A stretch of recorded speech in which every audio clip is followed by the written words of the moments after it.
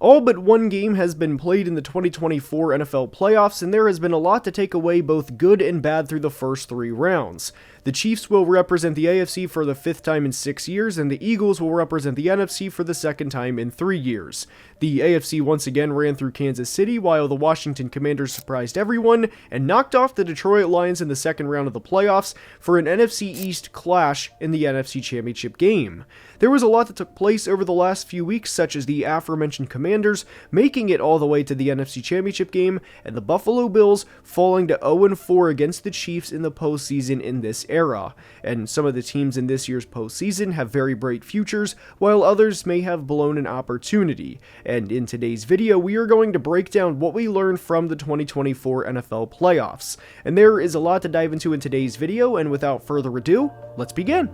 And we are starting today's video by discussing just how much the trenches matter. Every September and October, we see high-flying offenses and we see teams connecting on deep passing plays, and don't get me wrong, those are exciting plays, and every fan base should celebrate their team making plays. And two that I think about in particular from the 2024 season are the big Anthony Richardson play all the way back in Week 1, and the 97-yard Sam Darnold to Justin Jefferson play in Week 2. And while those plays are electric, those plays are severe outliers, especially when it comes to January. And I think you have to look at a team like the Philadelphia Eagles, who have now been to the Super Bowl in 2 of the past 3 years, and look at just how much they emphasize running the football and how much general manager Howie Roseman emphasizes the trenches. The Eagles have ran for over 220 yards as a team in 2 of their 3 playoff games, and the only one they didn't run for 200 yards was back in the wildcard round against the Packers, when Saquon Barkley fell down to end the game after a gain of 17 yards. That's how dominant the Eagles have been. If Saquon Barkley finishes the run for a 76-yard touchdown and adds on an extra 59 yards to the Eagles total, then we're looking at a team that would be in the Super Bowl with over 225 rushing yards in each game, and with 28 or more points scored in all 3 playoff games. And what's even more impressive about that is there were a lot of Eagles fans that were mad after the Packers game because they didn't play to the level Birds fans were used to. This was also after Jalen Hurts missed a few weeks due to a concussion, and there were some questions about some of the throws Jalen was missing, but the Eagles continued pounding the rock in their New Orleans for a chance to win the Super Bowl for a reason. This is not just limited to the offensive side of the football, though, as being strong up front on the defensive side of the football is just as big, and the Chiefs proved that year after year after year. Everyone, of course, knows about the impact of Chris Jones, and Chris actually had 8 pressures in the AFC Championship game against Buffalo, which was the 2nd most he had in a game all year, and of course, 2022 first-round pick George Karlaftis. Karlaftis had 3 sacks against the Texans in the divisional round, and for Kansas City to be able to sack CJ Stroud 8 times in a playoff game starts to show how dominant they are up front, and especially when you can hold teams to 14 points in a home playoff game too. I've said it before and I will go back to this, but I really think the Chiefs not losing the Super Bowl against the Bucs, but getting embarrassed the way they did against the Bucs in Super Bowl 55 was the best thing that could have happened to them. They drafted both Creed Humphrey and Trey Smith in the 2021 draft, and signed Joe Thuney in free agency a little over a month after the game ended to a 5-year, $80 million contract. Neither team is perfect, of course, but even when the Eagles and Chiefs have their down moments or down games, I really try not to overreact, because you know they're going to do the right thing more often than not. Whether it was drafting Jalen Carter and Nolan Smith in the 1st round in 2023, or the Chiefs drafting Creed Humphrey and Trey Smith in 2021, and then drafting George Karlaftis in 2022, these teams are always a step ahead of the curve, and at the end of the day, know how much the big boys impact each and every game. The phrase "games are won and lost in the trenches" exists for a reason, and there's also a reason you rarely see a team absolutely dominate either the Kansas City Chiefs or the Philadelphia Eagles for all 4 quarters. Next up is one thing that I kind of underestimated heading into the 2024 season, and one thing that I definitely learned all throughout the 2024 season that I will not underestimate in the future, and it is just how much ownership matters. When you look at the successful teams in the league, whether it's the Chiefs, the Eagles, the Bills, the Ravens, any of those 4 teams, when you look at their owners, whether it's the Hunt family in Kansas City, whether it's Jeffrey Lurie, whether it's the Pisciotti family in Baltimore, the Pegulas in Buffalo, they sit back and let the GMs and coaches make football decisions, and they don't worry about it. Whatever you guys need, we're here for you. We will write the check, and we will stay out of the way, and you guys do what you have to do to run this organization. Now, when you look at a team like the Jets and Woody Johnson, they are consistently in the headlines for all the wrong reasons, and there's also a reason that the Jets have not made the playoffs in over a decade, and I'm not intentionally taking a shot at Jets fans. It's more of a shot directly at Woody Johnson for even being put in the position to where your grandson says that we don't want this guy because he's not high enough on Madden. That is embarrassing to everybody within the Jets organization to even be put into that position to begin with. And I think you have to look at another organization like the Titans, for example, who have went through a couple of general managers and a couple of head coaches over the past couple of years, which is also not a good look. Now, John Robinson, the previous general manager, was fired because he had several bad drafts, and the 2020 draft in particular was really not good for John Robinson. And if they didn't have Jeffrey Simmons and a couple of other players fall into their laps in 2019, I think he would have been out of a job a lot sooner. The Mike Vrabel firing was a decision that really surprised me, and the Rand Carthon firing was a decision I will never agree with, and I think you really have to question what Amy Adams Strunk is doing as the owner of the Tennessee Titans, and I think you also have to question what their vision is moving forward. The Browns have been one of the least successful organizations over the past several years for quite some time, and that's a shame because they had a vision during the 2020 season. When they had Myles Garrett, Nick Chubb, Baker Mayfield, all at 25 years old or younger, they blew it up, and now we're at a point where Myles Garrett requested a trade because of the Deshaun Watson trade, and because you gave up multiple first-round picks and you gave $230 million to a player who is not worth $2.3 million based on what we've seen on the field. That was one of the worst decisions a franchise could have ever made, and it's not an exaggeration to say that decision set the Browns back at least 5 or 6 years, and it's due in some part to bad ownership. But the owners also have to be level-headed enough to sit back and basically say, hey, I pay you millions of dollars to do your job. You are a professional. You are good at what you do. So I'm going to sit back, let you run the organization. If you have any questions, just run it by me and I'll pretty much sign off to anything because I have complete trust in what you're doing. And more often than not, we are going to win 10, 11, 12, 13 games year in and year out because I completely trust what you guys are doing, and it gets proven every single Sunday.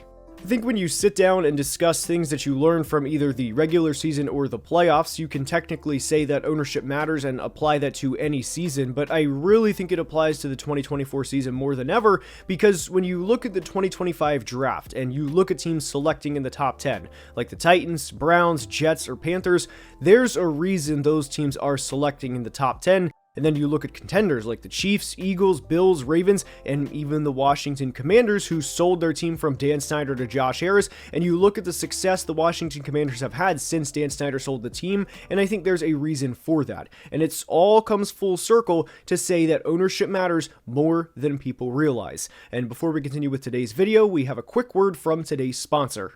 We are all football fans, and we know Super Bowl 59 is right around the corner, and with Super Bowl 59 being right around the corner, it's the perfect time to get in on the action with my partners at DraftKings Sportsbook. Right now, they're giving all new customers $200 in bonus bets instantly after betting just $5, and whether your team made it to the big game or not, there's still plenty of ways to enjoy Super Bowl 59 and getting in on the action. You can use your $200 in bonus bets on DraftKings same-game parlays for a shot at an even bigger payout, and you can combine multiple bets together from the same game. If sports betting is not yet available in your state, don't worry, you can still join in on all the fun with DraftKings Daily Fantasy and have the shot to win cash prizes. My weekend revolves around football, and if yours does too, why not spice it up and give it a shot? Download the DraftKings Sportsbook app now, and new customers who use my code analysis and bet just $5 on any wager will get $200 in bonus bets instantly. That's code analysis, and a big thank you to DraftKings, an official partner of the NFL, for sponsoring today's video.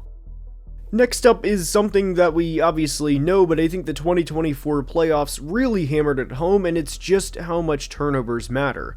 I know when the Super Bowl gets here, it's easy to forget about some of the games from all the way back in Wildcard Weekend, but think about the Packers-Eagles game for a minute.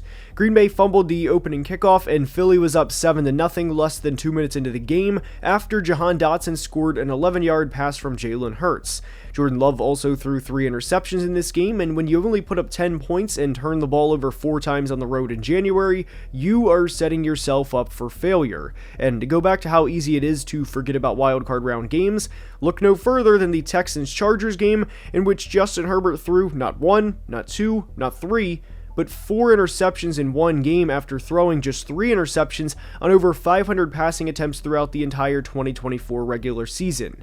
That was an all-time bad playoff game from Herbert, and in the span of 3 hours, the Chargers season was over. And I think one of the most shocking games of the entire 2024 playoffs was the Commanders beating the Lions in the divisional round. And obviously Jaden Daniels and the Commanders played well offensively as they put up 38 points and had nearly 500 yards of offense. And the reason we said 38, of course, was because the defense had a pick 6 to propel them to 45 points on the road. And heading into that game, the Lions were near double-digit point favorites for a reason, and it's because they were so good in the regular season.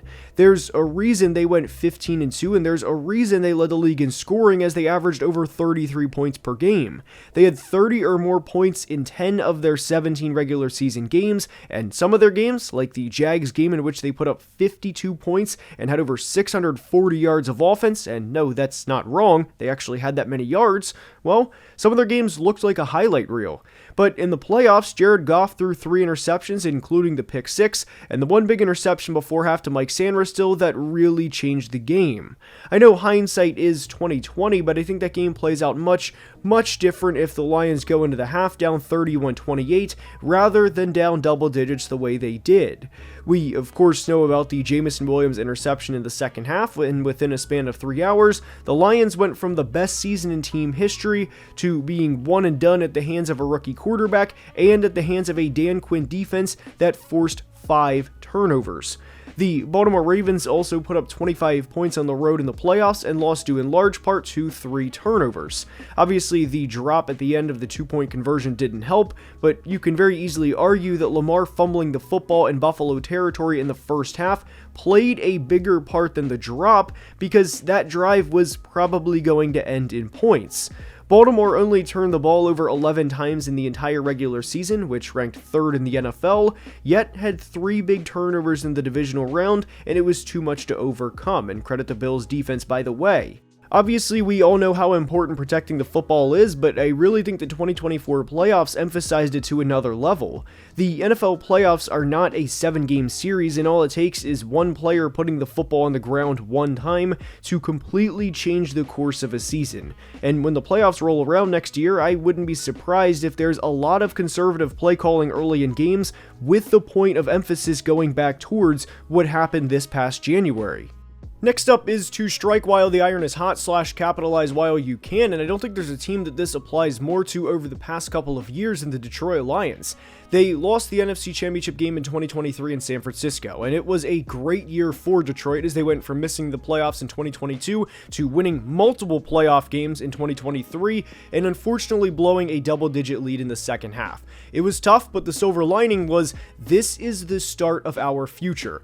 A now famous quote from Dan Campbell was that this may be our only shot, and as of right now, that quote looks to be pretty true. Now, I just want to clarify that it would be very idiotic to say that the 2025 Lions have 0 chance at winning the Super Bowl. They are still a very good team, but what happened to the Lions is what happens when you have good teams. The coaching staff gets raided, and as you saw this offseason, Ben Johnson is now a head coach, Aaron Glenn's now a head coach, several position coaches went elsewhere, and that is what happens when you have a good team. And unfortunately for the Lions, Lions. They didn't just catch the injury bug in 2024, they caught the entire injury animal as their defense was ravaged by injury throughout the 2024 season. So the 2023 Lions, as of now, was the best chance they had to go to the Super Bowl, because even if they beat the Commanders in the divisional round of the playoffs, it was always going to be a tall task with the amount of starters they had out on defense to beat the Eagles in the NFC Championship game and then to beat the Chiefs in the Super Bowl. So to go back to striking while the iron is hot / capitalizing while you can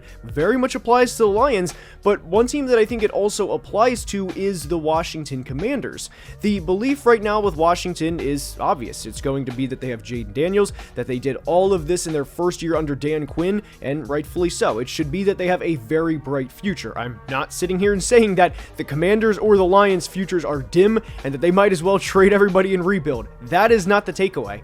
But to automatically assume that the Washington Commanders are going to go back to the NFC Championship game in 2025 is not a take that I agree with. I know they have a lot of cap money this offseason. They're going to be able to bring in somebody like T. Higgins if they want to. They can also bring in a premier defender if they want to, whether it's a corner, whether it's a pass rusher, whether they want to trade up in the draft, whatever the case may be. Washington is going to have the assets to do what they want, and they're also going to be a premier free agent destination because of the success they had with Jaden Daniels in year one. But to go back to striking while the iron is hot, it is not a given that they're going to make the playoffs next year and win not one, but 2 road games in 2025 to find themselves competing in 2025 for a chance to go back to the Super Bowl. Now, I do think it is a little different on the AFC side of things, specifically because there is a big 4 of quarterbacks in no order in Mahomes, Allen, Burrow, and Lamar, and those 4 teams are going to be in the postseason discussion every single season, even the Bengals, who unfortunately missed the playoffs this year. But the NFC is a bit of a different beast because you never know what's going to come out of it. The NFC North sent 3 teams to the postseason this year, and it's going to prove to be a very rare year where you have 3 teams win 11 plus games and 2 that win 14 or more, and all 3 go one and done. The likelihood that 2 teams in a division win 14 or more games in a season again is low to begin with, and it's also low that all 3 teams go one and done. So to go back to capitalizing on an opportunity, I definitely think applies more to the NFC side of things, though if you are an AFC team and you get to the AFC Championship game one year like the Titans did back in 2019 with Ryan Tannehill, for example, you better not miss the opportunity, especially if you do not have one of the big 4 aliens at quarterback in that conference. I really think winning a Super Bowl in today's era is more difficult than it ever has been because you have to have a blend of young talent like the Aiden Hutchinsons, the Jahmyr Gibbs, the Sam Laportas, and the Brian Branches, all getting severely underpaid relative to the production they're bringing because they're on the rookie scale contracts. And then you have to have a great coaching staff, a great game plan, and you have to have a span of either 3 or 4 straight games where you do not make mistakes more than the other team. And when you factor everything in, you better not miss the opportunity because, as Dan Campbell once said, it may be the last time you get this far. I hope you enjoyed today's video, and if you did, please like and subscribe, as only about 48% of people watching are subscribed, and it helps the channel tremendously. Until next time, please be safe and have a great day. Love you guys.